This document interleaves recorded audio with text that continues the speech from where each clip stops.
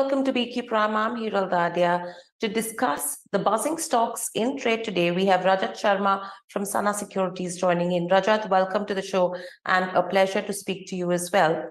Let's pick up four stocks in today's trading session. One, you have BF Investment. Now that stock, if you go to see, overall has seen an up move of almost around 20% in the last two trading sessions, and the company is planning to voluntarily delist its shares. What's the view that you hold on this counter, Rajat? I actually am not aware of the news about the company delisting itself, so I really won't be able to comment on this. Right, but from a business perspective, how are you seeing the company? Because there has been no decision taken yet. The board is yet to meet on the delisting. Yeah, from a business perspective, I've said that finance and investment related companies, I'm actually a little wary of them because this stock may be different because it's run up in the last 2 days on account of this news about delisting. But be that as it may, quite apart from this, most of the companies in this sector, NBFCs and financial services, they've run up a lot in the last 1 year. And in an environment where interest rates are being risen now after a while, where interest rates were uh, at literally at an all-time low for India and for the rest of the world. These stocks, it was no surprise they did so well. But going forward, I would be wary of this. So if the company does announce a delisting and retail shareholders were to be able to, offer their shares and get this price at which the share is trading, they should ideally take it. Having said that, I've not really looked at finances. But then, to be honest with you, for a company that's getting delisted, if it does, then where's the question of looking at finances? It's the best price that the shareholders are going to get. Right. So that's with regards to where BF investment goes. Moving from there on, another sector that is actually buzzing in trade today is with regards to the fertilizer space. If you talk about an NFL or a RCF, all the stocks and a Deepak Fertilizers are up in today's trading session. And over the last couple of days as well, you are seeing those bouts of rallies that are coming in terms of fertilizer stocks. So overall, Rajat, do you think it's the pre-budget rally that has actually begun? Because it's mainly sugar, fertilizers, and metals. You tend to actually see a rally pre-budget.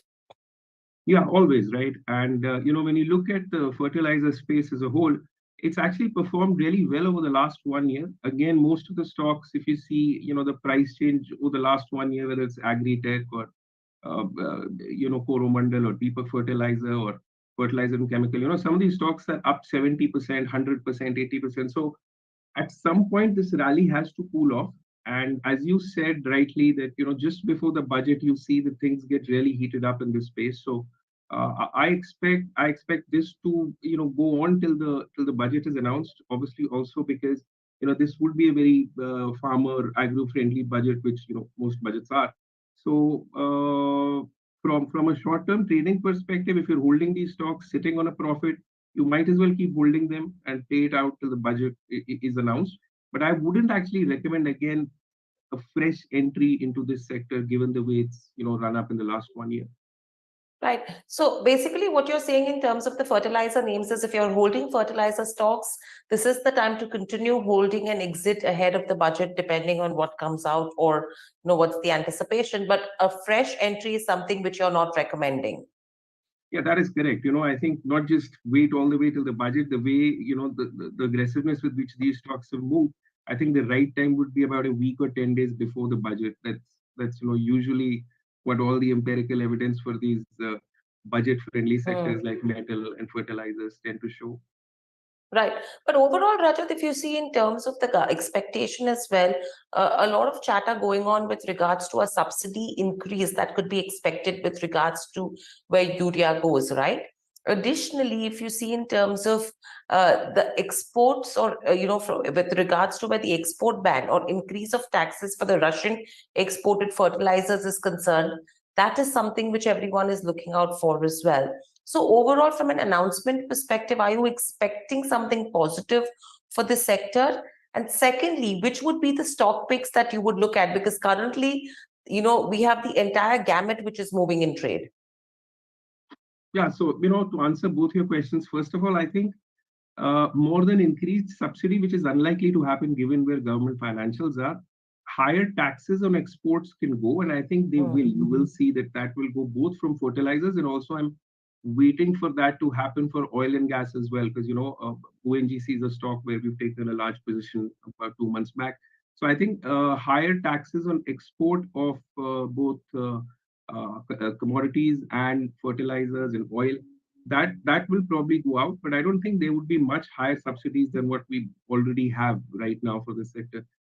Also, I just said, with regard to fertilizer stocks, I don't really see any stocks which are trading at a valuation where we'd like to add or, recommend buying. In fact, there are other sectors other than, fertilizers and metals, which tend to be, friendly for a budget rally, tend to do well in a budget rally, but there are other sectors where we're looking to add stocks.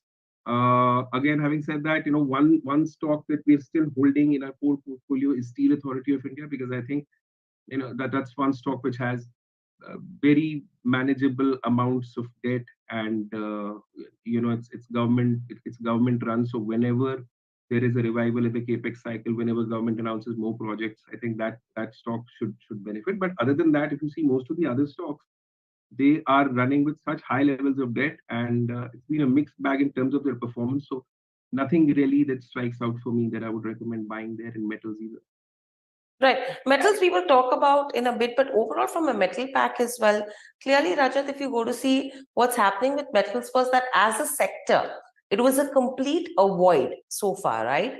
Now you're seeing a lot of global brokerage houses, etc., which are turning positive from a metal perspective, taking into consideration that China is opening up. Plus, you have the infrastructure push which is coming in.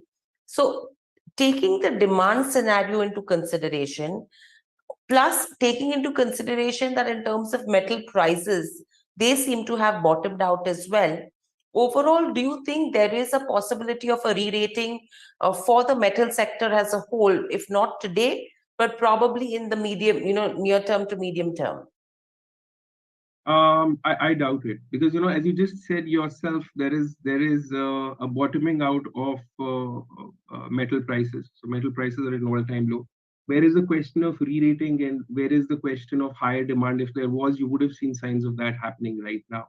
So while a lot of demand and a lot of talk of capex is on paper, nothing really seems to be happening. In fact, China, I believe, which is the largest consumer of metals, is again going through a slowdown. There is a lot of problem with COVID, and everything's looking like they're shutting down again. Interest rates are rising. I don't know what the future holds, but again, nothing so striking, nothing so good. To the extent metal is a core sector, and you should have one or two stocks from this sector in your portfolio going forward, because you never know how the world shapes up. But right now, I wouldn't aggressively go on buying metal stocks.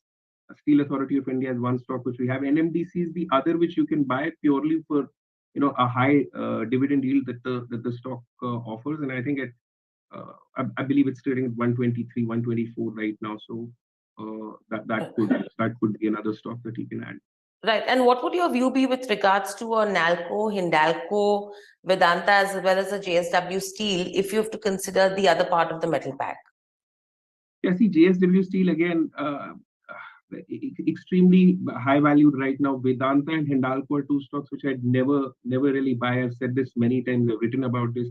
These are companies which are run essentially by very bad management, and I don't like Vedanta's management at all. They've done some crazy things in the past, which I've written about, I've spoken about. So that leaves you just those couple of stocks that I spoke about: Steel Authority of India and NMDC, and that's what I like. Nalco again, it's essentially aluminium and aluminium product. So you can buy it.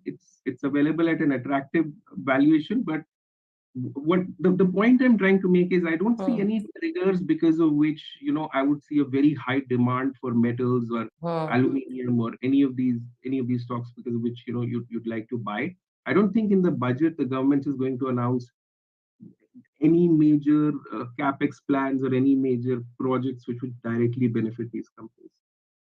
Right. So that's with regards to the metal pack as a whole. And very lastly, in terms of another stock, which is Angel One. Rajat, when you read numbers about the November one, the gross acquisition in terms of customers was something which actually impacted the counter, and we did see some bit of downward selling pressure at that point in time. Now with the December numbers that have come in, their client base on a year-on-year basis has seen a growth of almost around 61%. Now, overall, the stock is seeing some positive momentum, but if you have to take the entire brokerage sector gamut into consideration, firstly, your call on an Angel One, and what would your top picks be from the sector? Yeah, again, financial services, stockbroking, these are sectors which have run up a lot. Like they have fallen in the last 1 year, I agree, but Angel One in particular, I think did well on the news that, they're now into discount brokering and they're trying to compete with people like Zerodha and Upstocks, and they will struggle because both those companies have an early mover advantage. Angel One had a traditional very large base of clients. I don't know if they can. Short point, I think it's run up more than it should have because of the news that it's going to compete directly with like these Right, but Rajat, in terms of run up, if you go to see the stock itself in the last 1 month is down around 12 to 13%. If you see the last 6 months performance as well, it's a marginal gain of around 6.5% coming in there.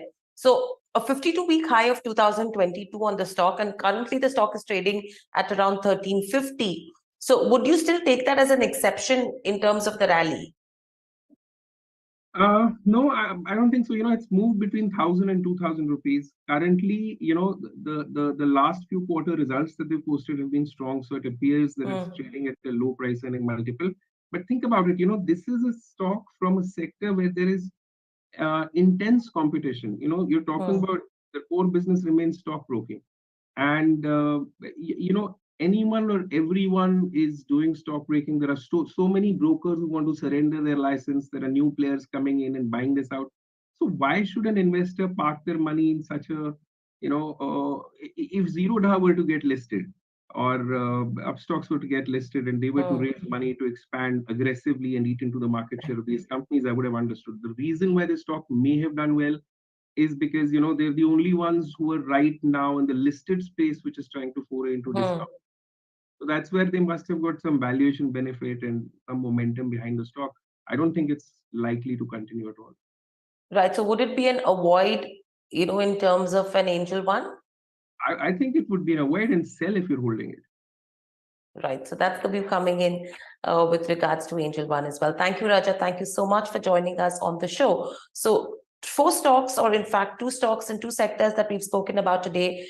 Angel One, which as Rajat mentioned, is probably a sell if you're holding it and an avoid to not enter the counter. BF Investments, also a similar story coming in there. Metals is an avoid, but there are certain stock picks coming in the form of a sale, which remains Rajat's top pick. And fertilizer stocks, if you're holding the stocks, then please continue to hold them. That's the view coming in from Rajat Sharma, whereas not the right time to enter the counters, taking the kind of up move that we've seen in the last couple of months or 2022 as a whole.